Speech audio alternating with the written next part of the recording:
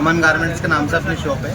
आपके यहाँ सुबह एक छोटी सी कोई घटना हुई है और आपके यहाँ काम करने वाले किसी व्यक्ति ने आपको बिना बताए कुछ 4.5 लाख रुपए रखे हैं। उसके बाद फिर आप थाने पहुँचे, आपने व्यापार संघ अध्यक्ष के साथ उसकी एक रिपोर्ट दी है। क्या है पूरा मामला? पूरा मामला ये है सर कि पिछले 2 वर्ष से हमारे एक अंकल काम करते हैं, हंसराज जी नाम है उनका। वो सुबह रोज़ की तरह दुकान पर आए और उन्होंने दुकान का शटर खोला और मेरे को हाथ फ़ोन लगाते हैं कि मैंने 4.5 लाख रुपए आपकी दुकान के अंदर रखे थे, वो यहाँ से गायब हो गए और आप लेकर उनको घर ले गए हो। इस तरह का आरोप मेरे ऊपर उन्होंने लगाया। हाँ। और उसके बाद वो मेरे घर पे आते हैं और मेरे को कहते हैं कि 4.5 लाख रुपए आपने मेरे दुकान से लिए हैं, जो मैंने यहाँ रखे थे। और इस पैसे के मामले में उन्होंने ना तो मुझे बताया है, ना मुझे इस बात की खबर है कि पैसा कहाँ से आया है, कैसे आया है। फिर सुबह मेरे पास जब वो घर पे आते हैं तो मैं उनको बोलता हूँ कि ठीक है, जो भी हुआ है अपन बैठ के बात करेंगे इस मामले में, थाने में जाके बात करते हैं, आप मेरे ऊपर आरोप लगा रहे हो। फिर मैं उसके बाद गिरीश जी सोमानी जो हमारे व्यापार महासंघ के अध्यक्ष हैं उनके पास गया और उनको सारी बात की मैंने जानकारी दी। जी।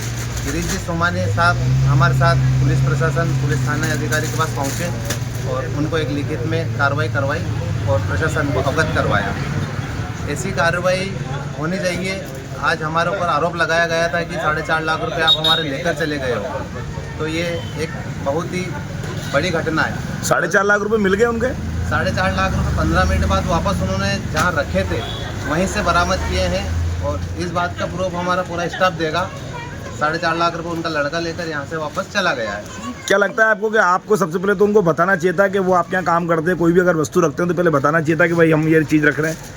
बिल्कुल उनको बताना चाहिए था कि मैं ये पेमेंट कहाँ से आया है, कैसे आया है, मैं आपके यहाँ रख रहा हूँ। बाकी उन्होंने मेरे को किसी भी प्रकार की कोई जानकारी नहीं दी। सिर्फ सुबह आते ही मेरे ऊपर आरोप लगाया कि मेरे 4.5 लाख रुपए यहाँ रखे हुए थे, वो आप लेकर चले गए। उसके बाद जो जिस तरह से फिर वो दोनों बाप बेटे यहाँ आए और वो पैसे उनके बेटे को हवाले कर दिए उन्होंने? हाँ, बेटे को उन्होंने 4.5 लाख रुपए देकर उसको भेज दिया है। तो उसके बाद उन्होंने मेरे को बोला कि भैया हमें माफ़ करना, हमारे से गलती हो गई। तो मैंने उनको फिर मेरी दुकान से बोल दिया कि आप मेरी दुकान पे अब काम करने के लिए मत आना। आप जागरूकता को लेकर ये मैसेज दे रहे हैं आप कि भाई दूसरे भी ऐसे चीज़ों को समझें और सोच समझ के उन लोगों को रखें ताकि इस तरह की शातिर जो लोग हैं उनसे आप सफल रहें।